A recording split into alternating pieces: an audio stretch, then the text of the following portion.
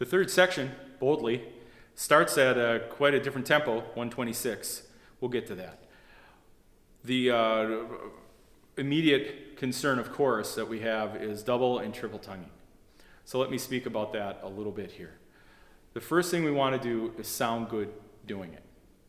And we get in our own way a lot when we're trying to double tongue and feeling like we're getting stuck on the K syllable. If we're saying tuku, and the back of the tongue really wants to arch in the back of the mouth, we really run into some trouble. So to get some air over the tongue and allow it to kind of relax a little bit and allow us to get some better sounding double tonguing, some of the best things you can do, again, is to reference the mouthpiece. So if I take Mr. Mouthpiece out here, and I'm just gonna just double tongue a little bit, but slow.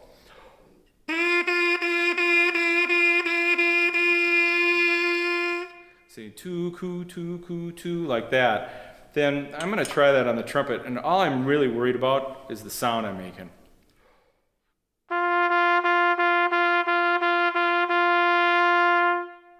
You can vary how intense that K syllable is. You can go from a G, do-goo, kind of DG, to a TK, tuku, and variations in between, and see what that sounds like.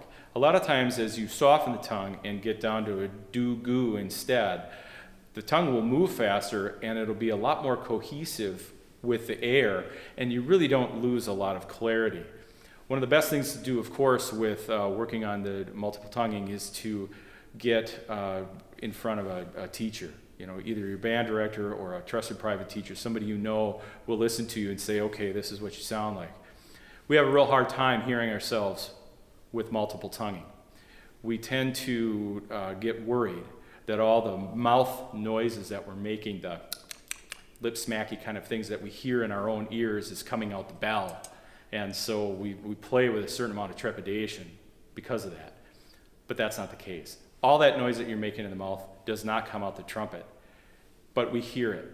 So it masks a little bit of our perceptions of what we sound like when we're doing the multiple tonguing. Again, so that's why we'd like to reference a teacher, somebody who can say, all right, that sounds good.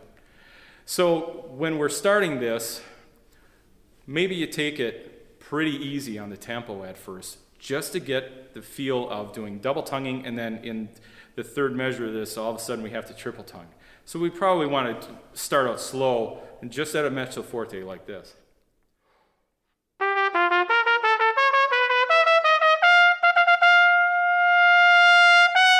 Like that. So we're just getting the air moving and keeping the sound always together, that we're not getting into sort of a blasty, blatty place or getting too hard with the tongue where we don't have any air moving over it.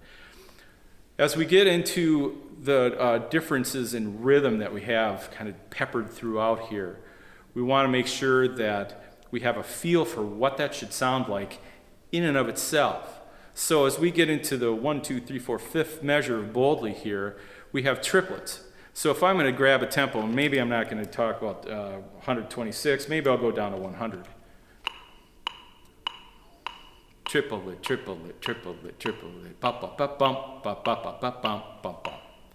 Just to have that feel. So as we get into from the forte piano crescendo into that, we know what that sounds like. So we might want to just isolate those two measures and make sure that we have that feel. Because then we're jumping in, measure 29, the next line, all of a sudden we're in 16th notes.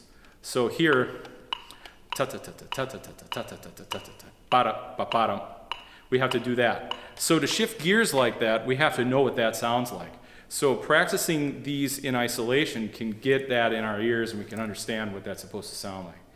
Then we can play it. And maybe we still keep it at a slower tempo. I'm going to turn it on my metronome and play it right here at 100.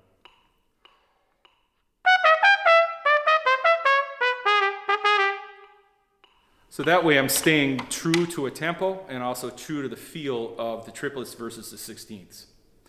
When we get into the 8th notes after that, measure 30, the bottom drops out of the dynamic level a little bit, but don't get too soft so that all of a sudden you're losing your buzz. Stay good.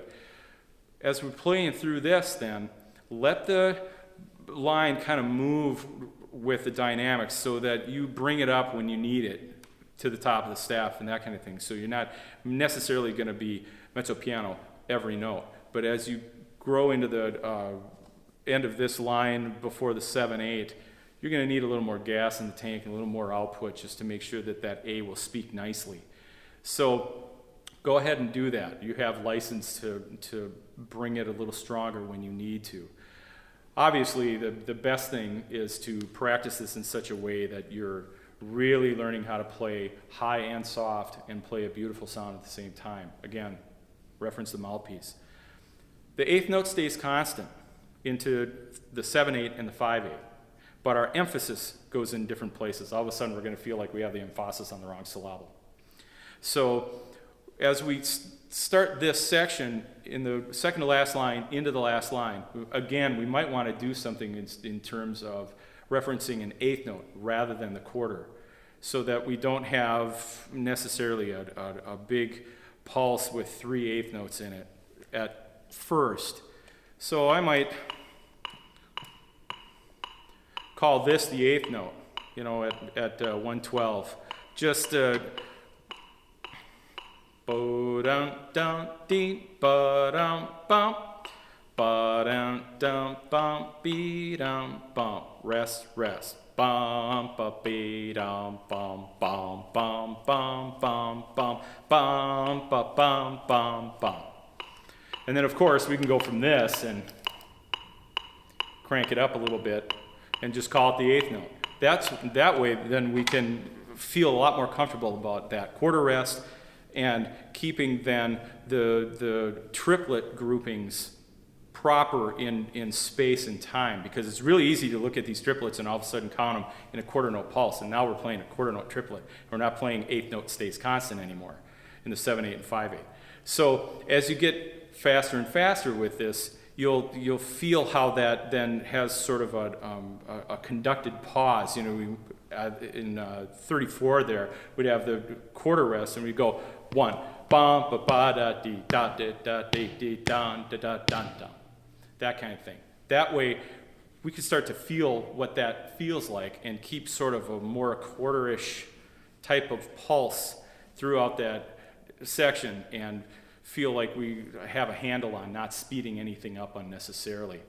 Then you're ending big and let it go. You know, one of the things that I thought right away about this section of the music is that you should really just let go and blow your horn. Sometimes I tell my students, you got to unleash the beast and just let it fly. So when it's boldly, we should just take that very literally and let it go. You start right away with good stuff. If we're trying to sneak too much,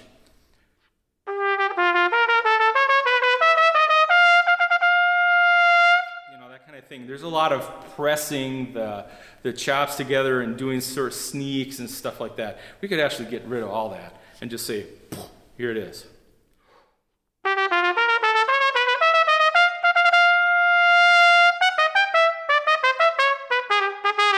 That kind of thing. So you just let it fly. Sometimes we tend to overanalyze what we're going to do too much, and then we don't start very well.